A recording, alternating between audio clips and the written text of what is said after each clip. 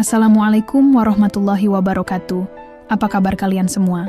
Semoga kalian dalam keadaan sehat, dilancarkan rezekinya, dan dimudahkan segala urusannya, dan penuh dengan kebahagiaan. Sebelum masuk ke cerita, jangan lupa bantu like, komen, dan subscribe ya. Semoga kalian semua selalu dalam lindungannya. Aku berdiri di balik pintu kamar, mendengar suara tawa riang yang berasal dari ruang tamu. Suara yang seharusnya menghadirkan kebahagiaan justru membuat hatiku terasa remuk. Dari celah pintu yang sedikit terbuka, aku bisa melihat mereka. Adikku, Ayunda, sedang duduk di sebelah pria yang seharusnya menjadi suamiku dalam hitungan bulan. Mereka terlihat begitu mesra, saling bertukar pandang dengan tatapan penuh arti, seolah dunia hanya milik mereka berdua. Di samping mereka, calon ibu mertuaku duduk dengan senyum penuh kebanggaan. Aku mengepalkan tangan, mencoba menahan gemuruh emosi yang nyaris meledak dalam dada. Ini bukan sekadar pengkhianatan biasa. Ini adalah luka yang ditancapkan oleh darah, dagingku sendiri, oleh orang yang selama ini kupanggil adik.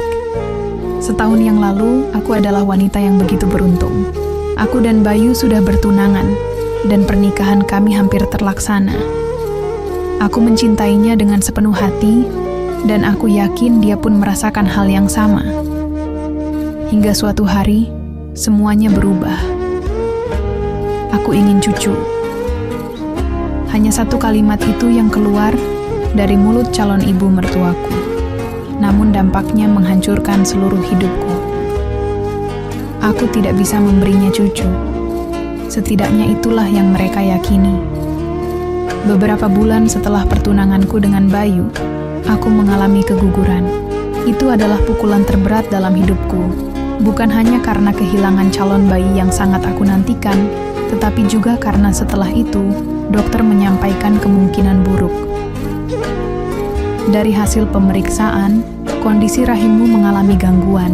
Kami tidak bisa memastikan apakah kamu masih bisa hamil di masa depan. Kalimat dokter itu terus terngiang dalam pikiranku. Aku masih punya harapan, meskipun kecil, tapi bagi calon ibu mertuaku, itu adalah vonis mati. Sejak saat itu, sikapnya berubah. Senyum hangat yang dulu ia berikan padaku menghilang, digantikan dengan tatapan dingin dan sikap penuh penolakan.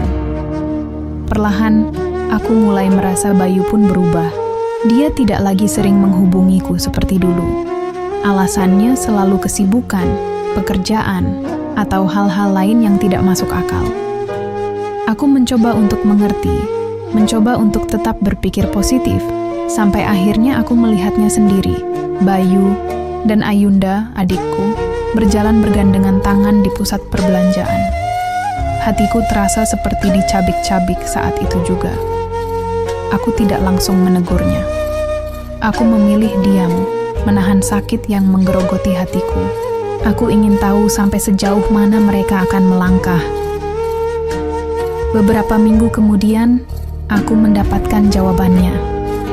Aku harus bertanggung jawab pada Ayunda. Itu adalah kalimat yang diucapkan Bayu saat aku menuntut penjelasan. Dengan wajah tanpa rasa bersalah, dia mengatakan bahwa Ayunda sedang mengandung anaknya. Aku hampir tidak bisa bernapas mendengarnya, adikku. Wanita yang seharusnya menjadi pendamping seumur hidupku, justru berselingkuh dengan darah dagingku sendiri. Dan lebih parahnya lagi, dia hamil. Aku tidak ingin percaya, aku menolak kenyataan itu, tetapi calon ibu mertuaku justru tersenyum puas. Setidaknya, Ayunda bisa memberiku cucu, katanya dengan nada penuh kemenangan. Mereka menghancurkanku. Bukan hanya Bayu, bukan hanya Ayunda, tetapi juga calon ibu mertuaku. Mereka merebut segalanya dariku, cintaku, harga diriku, dan bahkan kebahagiaanku sebagai seorang wanita. Tapi aku tidak akan diam. Aku tidak akan menangis meratapi nasibku seperti wanita lemah. Mereka berpikir aku sudah hancur. Mereka mengira aku akan menyerah begitu saja. Mereka salah. Aku akan menghancurkan pernikahan mereka. Aku akan membuat mereka merasakan sakit yang lebih dalam daripada yang mereka berikan padaku. Aku, Arlina, tidak akan membiarkan mereka hidup bahagia di atas penderitaanku. Aku mulai menyusun rencana. Aku tahu aku tidak bisa langsung menyerang mereka secara terang-terangan, karena itu hanya akan membuat mereka semakin puas melihatku tersungkur. Aku harus bermain dengan cerdas, menusuk di saat mereka tidak menyadarinya. Langkah pertama, aku harus mencari tahu seberapa dalam hubungan Ayunda dan Bayu. Apakah benar Ayunda hamil? Ataukah itu hanya rekayasa semata agar Bayu lebih memilihnya? Aku tidak bisa begitu saja percaya pada kata-kata mereka. Malam itu, aku menyelinap ke kamar Ayunda. Aku mengenal adikku lebih dari siapapun.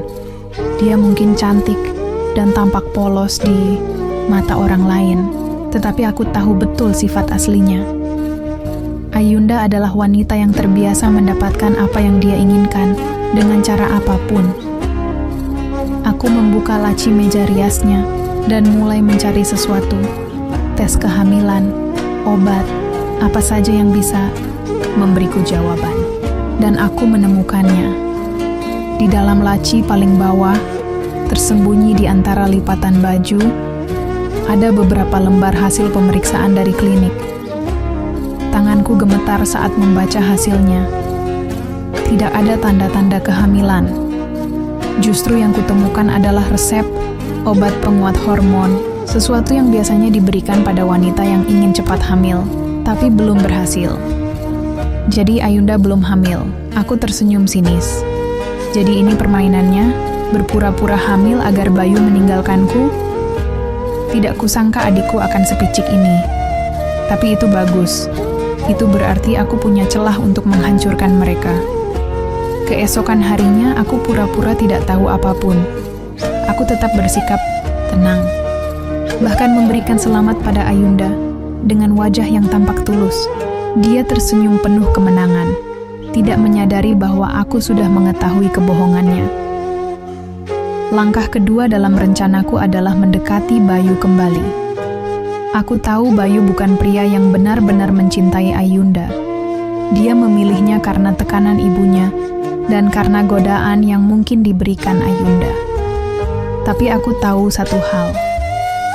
Bayu masih menginginkanku. Aku melihatnya di matanya setiap kali dia menatapku, meskipun hanya sekilas. Maka aku mulai bergerak. Aku mulai muncul di tempat-tempat yang sering dikunjungi Bayu. Aku mulai berpenampilan lebih menarik, membuatnya melihat apa yang telah dia tinggalkan. Dan benar saja, perlahan tapi pasti, dia mulai goyah. "Apa kabar?" Suaranya terdengar ragu saat akhirnya dia menghampiriku di sebuah kafe. Aku menatapnya dengan senyum tipis. "Aku baik. Dan kamu? Bagaimana dengan persiapan pernikahanmu?"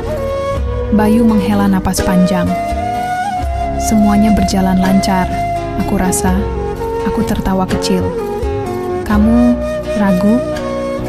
Dia tidak langsung menjawab, hanya menatap cangkir kopinya dengan ekspresi yang sulit dijelaskan. Aku bisa melihat ada keraguan di sana, dan aku akan memastikan bahwa keraguan itu berubah menjadi keputusan untuk meninggalkan Ayunda. Semakin sering aku bertemu dengannya, semakin aku melihat perubahan dalam sikapnya. Dia mulai mencari alasan untuk berbicara denganku, mengirim pesan, bahkan sesekali menanyakan apakah aku baik-baik saja. Aku tahu ini hanya masalah waktu sebelum dia benar-benar jatuh kembali ke dalam perangkapku. Tapi aku tidak akan terburu-buru. Aku ingin Ayunda merasakan bagaimana rasanya dicampakkan. Bagaimana rasanya kehilangan sesuatu yang dia pikir sudah menjadi miliknya. Aku juga mulai menyebarkan rumor kecil. Aku tahu calon ibu mertuaku sangat percaya pada kesetiaan dan kehormatan keluarga. Aku memastikan bahwa ada bisikan-bisikan yang mengatakan bahwa Bayu mulai dekat kembali denganku. Aku ingin melihat bagaimana reaksi mereka. Dan benar saja, tidak butuh waktu lama sebelum aku mendengar suara pertengkaran dari rumah Ayunda. "Kamu masih mencintai Arlina, kan?" Suara Ayunda terdengar melengking, penuh kemarahan. Aku tersenyum, puas dari balik dinding, mendengarkan bagaimana rencanaku mulai berjalan dengan sempurna. Bayu tidak menjawab dengan tegas. Itu cukup untuk membuat Ayunda semakin frustasi.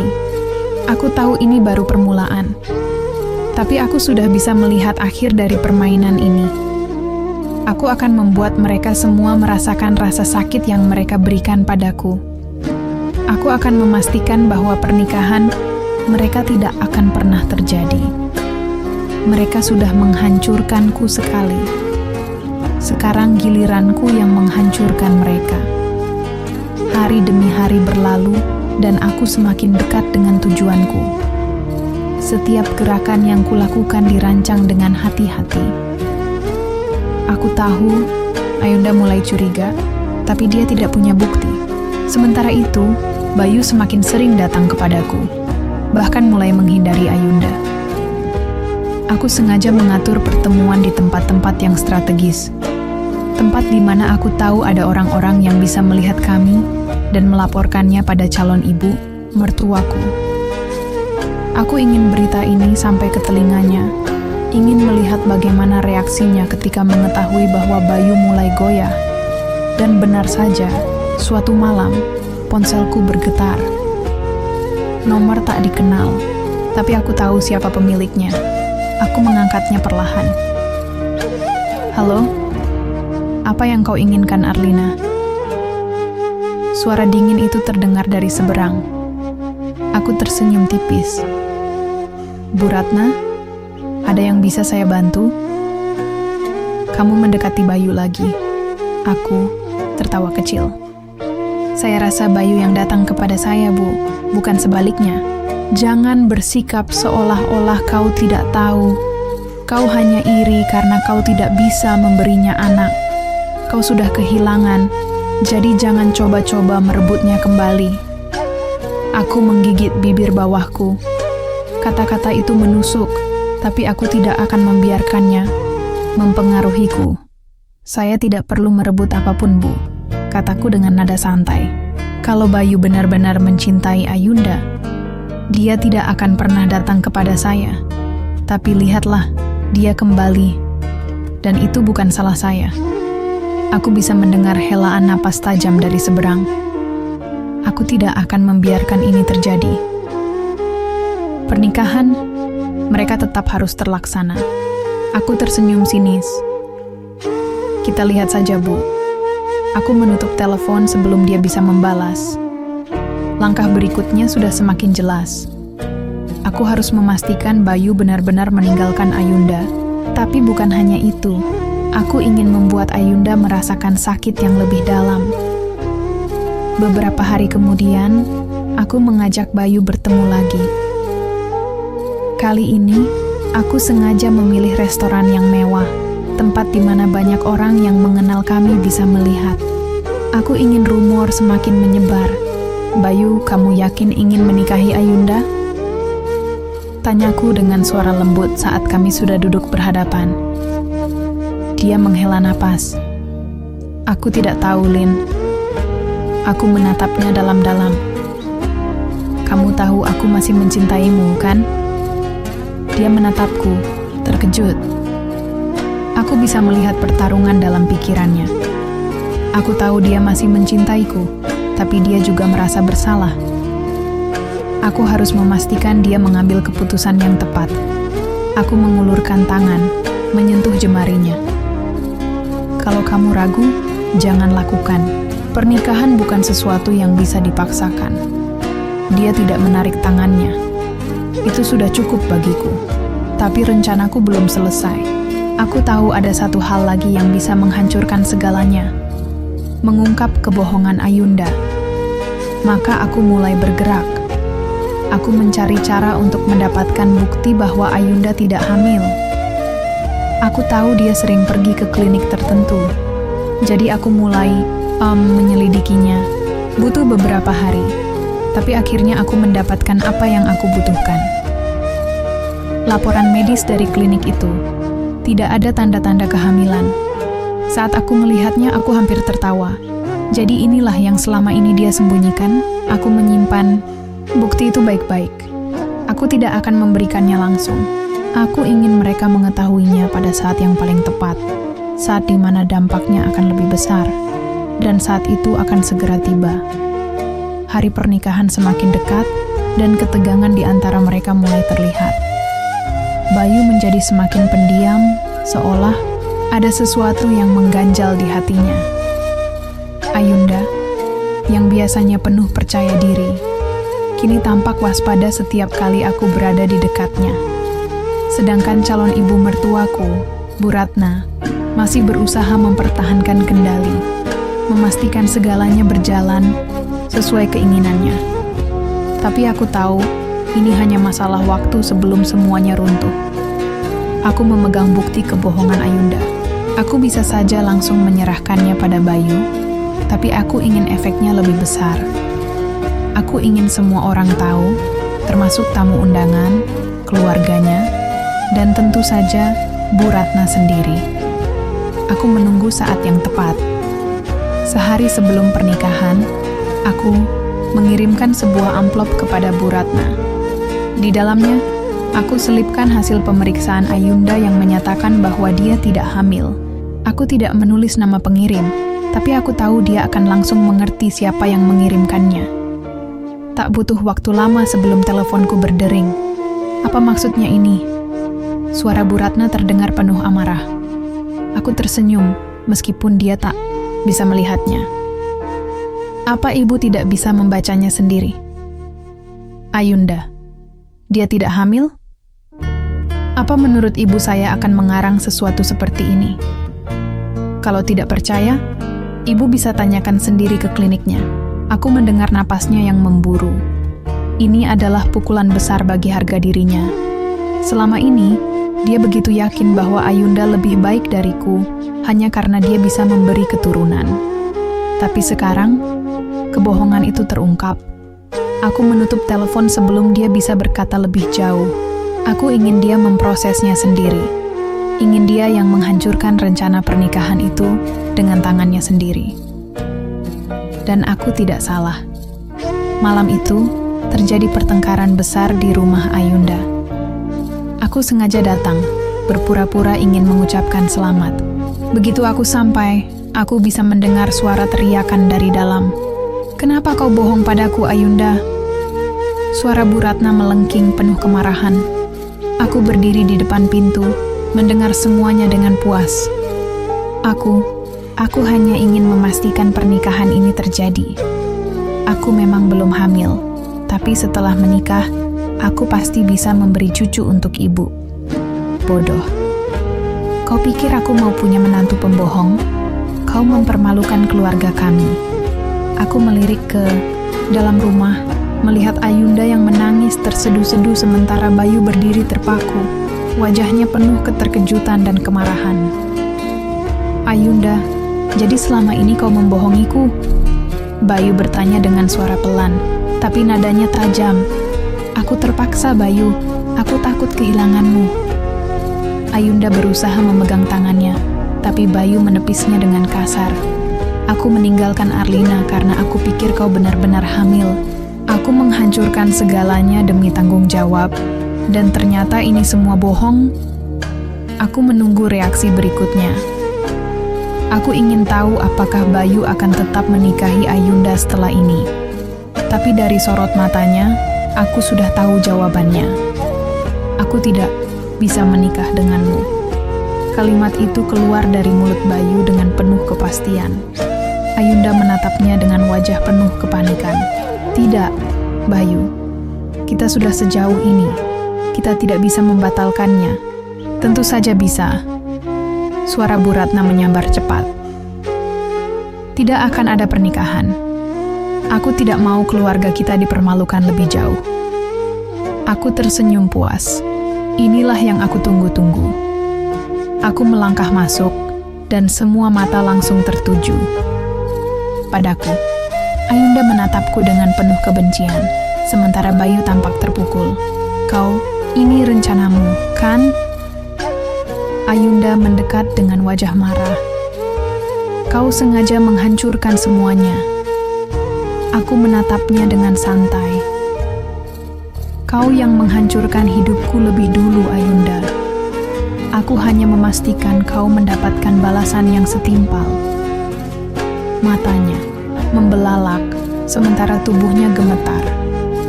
Kau jahat, Kak. Aku hanya mengambil kembali apa yang seharusnya menjadi milikku. Potongku dingin. Aku tidak perlu berbohong untuk mendapatkan pria yang kucintai. Berbeda denganmu. Aku menoleh ke arah Bayu yang masih menatapku dengan ekspresi sulit ditebak. Sekarang kau tahu siapa yang selama ini jujur padamu, kataku pelan. Bayu menghela napas panjang, lalu menatapku dalam-dalam. Aku bodoh telah meninggalkanmu, Arlina. Aku tersenyum kecil. Ya, kau memang bodoh. Aku melangkah keluar dari rumah itu, meninggalkan mereka dengan kekacauan yang telah kuciptakan. Aku tidak tahu apakah Bayu akan datang kembali padaku atau tidak. Dan sejujurnya, aku tidak peduli. Yang terpenting adalah aku sudah mendapatkan keadilanku sendiri. Aku tidak lagi menjadi wanita yang lemah. Aku sudah membalas sakit hatiku. Dan sekarang aku bebas. Setelah meninggalkan rumah itu, aku merasakan sesuatu yang sudah lama tidak kurasakan. Kepuasan. Aku sudah menghancurkan rencana mereka, mempermalukan Ayunda di depan keluarganya, dan menunjukkan pada Bu Ratna bahwa dia salah menilaiku. Tapi anehnya, kepuasan itu tidak bertahan lama. Aku pulang ke apartemenku, duduk di sofa, dan memandang keluar jendela. Malam terasa sunyi. Tidak ada lagi dendam yang harus kulunasi. Tidak ada lagi rencana yang harus kususun. Aku mendapatkan apa yang kuinginkan. Tapi kenapa hatiku masih terasa kosong? Ponselku bergetar. Nama Bayu muncul di layar. Aku menatapnya cukup lama sebelum akhirnya mengangkatnya. Arlina. Suaranya terdengar lelah. Ada apa? Tanyaku tanpa basa-basi. Aku ingin bertemu denganmu. Bisa?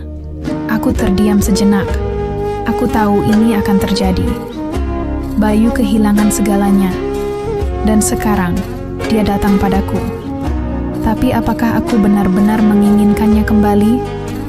Baiklah, jawabku akhirnya. Di tempat biasa, kami bertemu di kafe yang dulu sering kami datangi. Bayu sudah duduk di sana ketika aku tiba. Wajahnya tampak kusut, rambutnya sedikit berantakan, dan ada kelelahan di matanya. Terima kasih sudah mau datang, katanya pelan. Aku hanya mengangguk. Apa yang ingin kau bicarakan? Dia menarik napas dalam. Aku bodoh, Arlina. Aku menuruti keinginan ibuku, aku mengkhianatimu, aku meninggalkanmu. Dan ternyata, semua itu hanya didasarkan pada kebohongan. Aku menatapnya tajam. Kalau Ayunda benar-benar hamil, kau akan tetap menikahinya, kan? Dia tidak langsung menjawab. Itu saja sudah cukup untuk membuatku tersenyum sinis. Bayu, kataku sambil menyandarkan tubuhku ke kursi. Aku tahu kau merasa menyesal sekarang, tapi jawabanmu itu sudah cukup menjelaskan segalanya.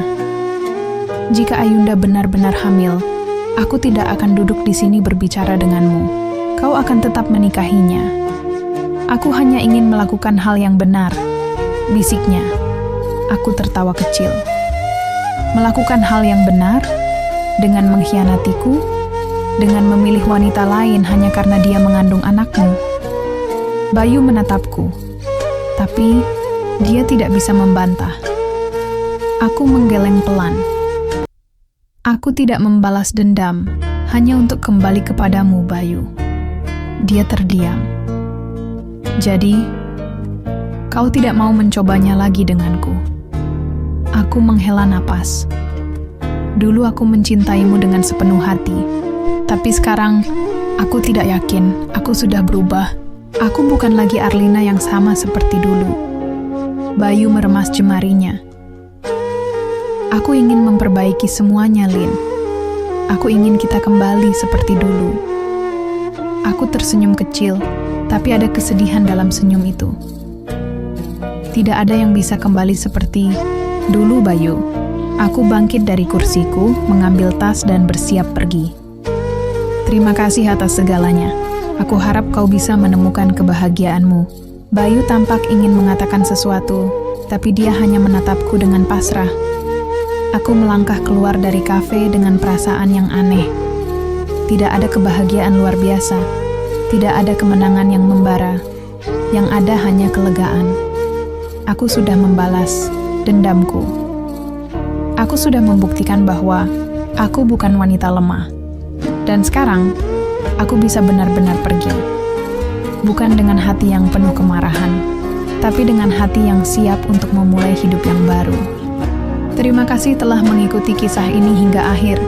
Kisah Arlina mengajarkan kita bahwa luka dan pengkhianatan bisa menjadi awal dari perjalanan menuju kekuatan dan kebebasan. Terkadang, balas dendam terasa manis, tetapi yang lebih berharga adalah menemukan kembali harga diri dan kebahagiaan kita sendiri. Dalam kehidupan, jangan biarkan orang lain menentukan nilai dirimu. Jika seseorang mengkhianatimu, itu bukan akhir dari segalanya.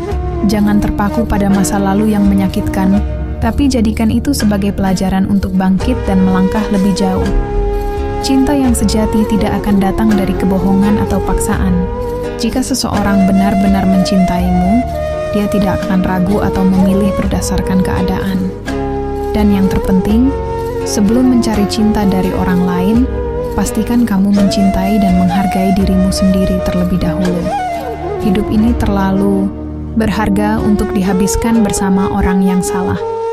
Jadilah kuat, percaya diri, dan temukan kebahagiaanmu dengan cara yang terbaik. Semoga kisah ini bisa menjadi inspirasi dan pelajaran. Sampai jumpa di cerita berikutnya.